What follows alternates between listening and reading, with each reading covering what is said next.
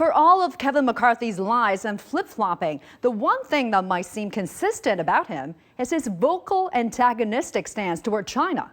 However, as we would find out, even that is first and foremost subject to his personal calculations.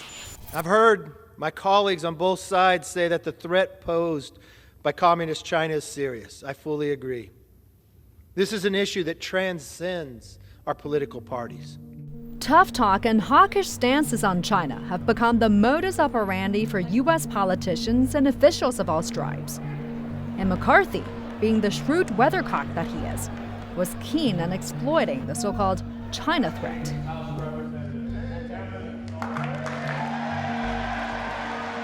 House Republicans and Democrats joined forces and voted overwhelmingly in favor of a China-focused committee, which was proposed by McCarthy in order to win, in the words of the committee's chairman, a new Cold War with China.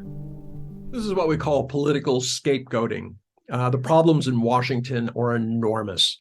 If you look at the political divisions, the economic issues, there's so many things out there that are problematic. We have a problematic international diplomacy situation where we've started wars, we've abandoned countries like Afghanistan. Iraq is irretrievably broken. So at this point, the only thing that the politicians in Washington can agree is it's not their fault, therefore it must be somebody else's. And China is the easiest.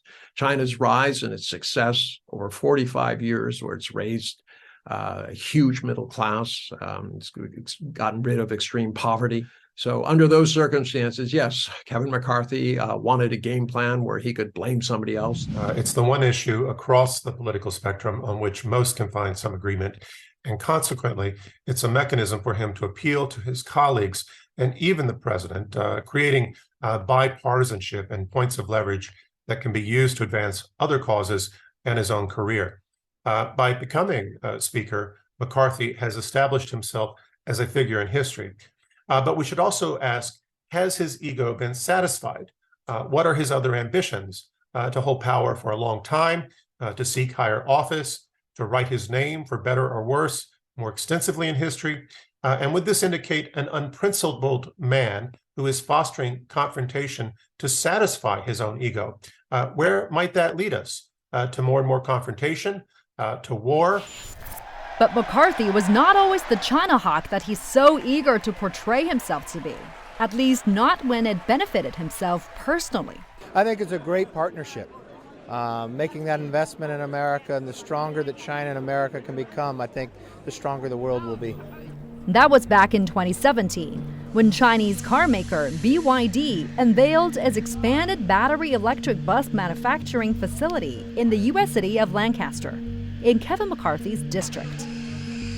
The investment from the Chinese company was a boon for the city's economy and employment, and McCarthy needed it to secure its residents' votes.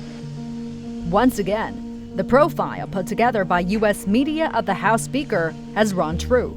In the words of a New Yorker article on McCarthy, his main strength has always been his malleability. There are no red lines, core policy beliefs, or inviolable principles, just a willingness to adapt to the moods of his conference.